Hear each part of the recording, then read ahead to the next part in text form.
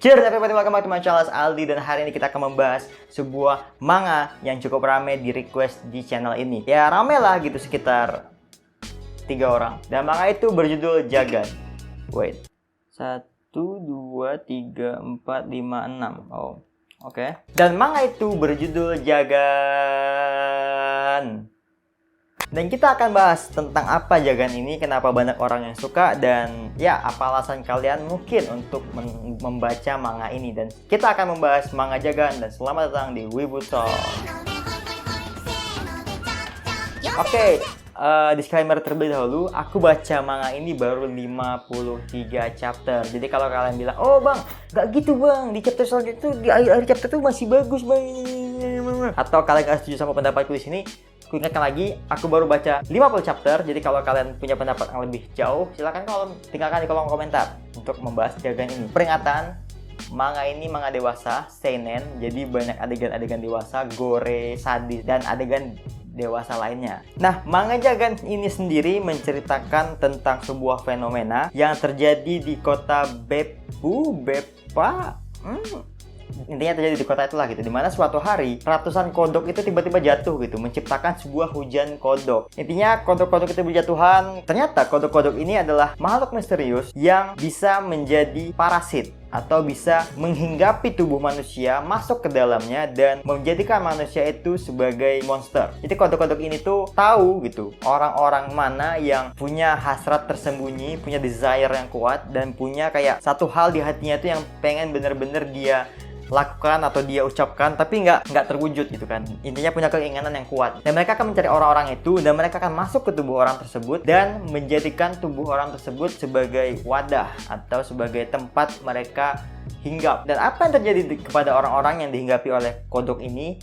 Mereka akan berubah menjadi fractured human atau manusia-manusia rusak, atau kita akan bilang sebagai monster aja biar lebih mudah gitu kan.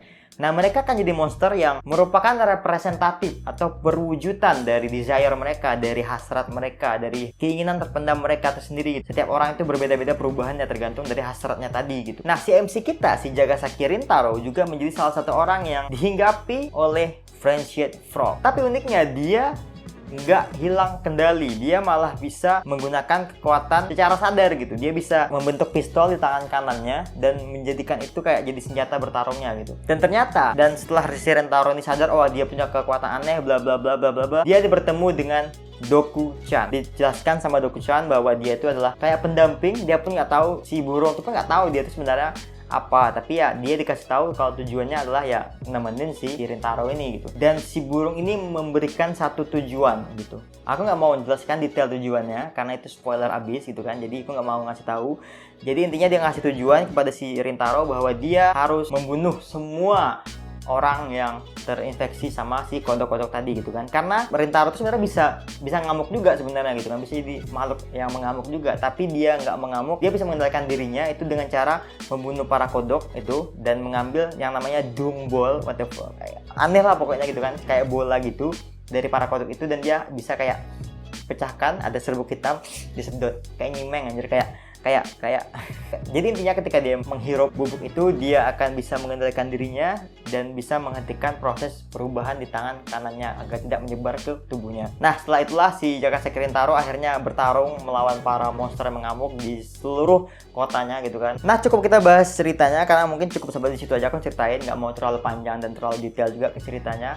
Kalian bisa baca sendiri, dan kita akan bahas apa yang membuat aku merasa kalau komik ini worth it untuk dibaca oleh kalian. Satu poin yang sangat aku suka dari Jagan itu adalah bagaimana respon masyarakat terhadap kejadian-kejadian ini gitu kan. Seketika mereka tahu sering muncul kasus seperti ini, dan satu kepolisian mulai bertindak. Mereka bikin satu unit khusus yang menyelidiki tentang fractured human. Kemudian media sosial, media massa itu disibukkan dengan hal-hal baru mengenai kasus-kasus ini gitu. Mereka mencoba mencari solusi, penyebab, dan bagaimana kelanjutannya gitu kan. Satu hari seseorang yang kayak mirip si karakter utama kita ini yang bisa mengendalikan ini, dia bikin pengumuman di TV kalau dia mengumpulkan orang-orang yang bisa mengendalikan kekuatan tersebut gitu kan, dan ingin membentuk sebuah aliansi. Dan terbentuklah aliansi Triple H. Pokoknya itulah Triple H namanya, dan itu jadi kayak orang-orang yang memberantas kasus-kasus yang berhubungan dengan fractured human atau monster-monster tadi gitu. Kemudian dengan dibentuknya Triple H tadi gitu, agensi, respon masyarakat masyarakat terhadap Triple H ini gitu kan. Apakah mereka senang karena mereka menjadi pelindung dari masyarakat? Ada juga dari mereka yang gak suka karena sama aja membiarkan para monster itu hidup di sekitar manusia gitu. Dan menurutku ketika sebuah cerita itu dilogiskan kayak gini, aku sangat suka itu gitu. Karena nggak mungkin kan gitu, kayak ratusan kodok datang terus tiba-tiba di beberapa tempat ada monster yang bunuh banyak orang, ratusan ribuan orang gitu kan. Dan masyarakat nggak notice sama sekali gitu. Dan menurutku di sini digambarkan dengan sangat logis dan aku suka itu, responnya bagus. Ada satu arc tuh yang benar-benar ngebahas tentang gimana masyarakat atau orang biasa ini merespon kehadiran para fractured human ini, kehadiran kasus-kasus monster baru ini, dan itu menurutku sangat seru untuk dibaca. Aku juga suka karena tadi kan kita bilang ada fractured human yang dikumpulkan gitu kan. Tapi aku suka ketika nggak semua orang-orang kayak Rintaro ini gitu, orang-orang yang bisa mengendalikan monster ini sepemikiran gitu. Banyak orang yang, ya mungkin 5 orang yang berkumpul jadi Triple H tadi mungkin sepemikiran untuk melindungi masyarakat. Ada juga yang enggak gitu, ada juga yang memberontak, ada juga yang milih atau punya jalan sendiri, ada juga yang gila sendiri dan lain-lain, termasuk si MC kita.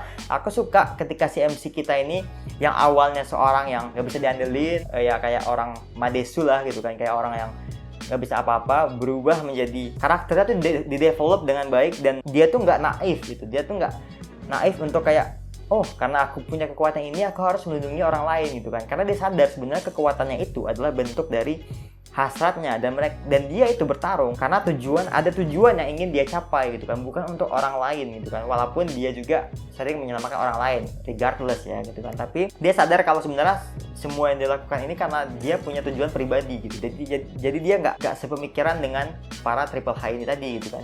Juga dengan beberapa karakter lain, ada si Freak, ada yang mungkin calon villain utama juga gitu kan. Dan ya aku sangat suka ketika itu terjadi. I love it, yay. Cerita itu bisa jadi lebih luas, bisa jadi lebih melebar, bisa jadi lebih variatif, dan peluang-peluang terjadinya plot twist itu bakal lebih sering terjadi. Kemudian selanjutnya aku sangat suka arc-nya, terutama dari dua hal. Satu dari ekspresi karakternya. Ekspresi karakternya tuh agak mirip-mirip sama kalau kalian pernah baca tuh I Am a Hero, itu mukanya agak ekspresif kali gitu kan. Dan aku suka sebenarnya, walaupun agak creepy ya, kadang terlihat beberapa kali melihat ekspresi dari karakternya, tapi menurutku sangat cocok untuk manga psikologis kayak Jagan.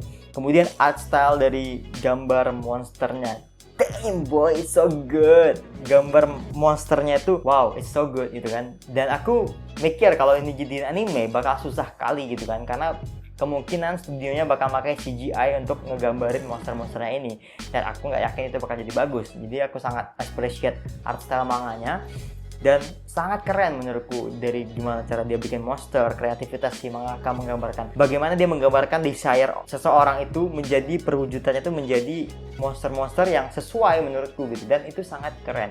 Jadi aku sangat sarankan kalian baca Jagan. Ya walaupun ada beberapa hal atau keunggulan yang udah aku bahas tadi, ada juga beberapa hal yang menurutku agak kurang. Ada satu poin di mana ada satu karakter nih gitu yang dimunculkan di chapter-chapter awal dari manganya, yang seolah-olah digambarkan memiliki pemikiran yang berkebalikan dengan si main karakter gitu kan. Jadi aku mikirnya gitu, ini calon-calon main villain, ini calon-calon rival utama, dan ya ini bakal jadi karakter bagus di masa depan, dan dia bakal jadi musuh utama si villain, si main karakternya. Ternyata tidak, malah dirusak Freak. Aku kan nyalain autornya, saya suka dia lah gitu kan. Tapi menurutku mungkin bisa nggak disia-siakan kayak gitu karena menurutku udah bagus pengembangan si karakter ini gitu kan, dan agak disia-siakan sih menurutku, matinya juga agak tragis ya gitu. Dan ya udahlah gitu kan, apa boleh buat gitu kan. Dan juga ya seperti aku bilang tadi, karena banyak karakter yang beda pemikiran, cerita itu bisa jadi luas, bisa jadi banyak cabang-cabangan, tapi ya karena itu juga ceritanya agak kurang rapi menurutku gitu kan. Masih bisa sedikit dibentuk polanya, tapi ya agak berantakan sih di sana sini ceritanya gitu. Tapi ya masih bisa nyambung lah gitu sejauh 50 chapter aku baca ini. Dan ya kalau kalian minat untuk baca Jagat, silahkan baca, aku cukup rekomen dan menurutku cukup bagus. Untuk aku ya, nggak tahu untuk kalian ya, terserah kalian juga pendapat kalian gitu kan. Dan ya mungkin itu aja untuk pembahasan Jagan. Silahkan tinggalkan pendapat kalian di bawah, dan ya klik like jika kalian suka, komen pendapat kalian di bawah, dan sampai jumpa di video selanjutnya. Jangan.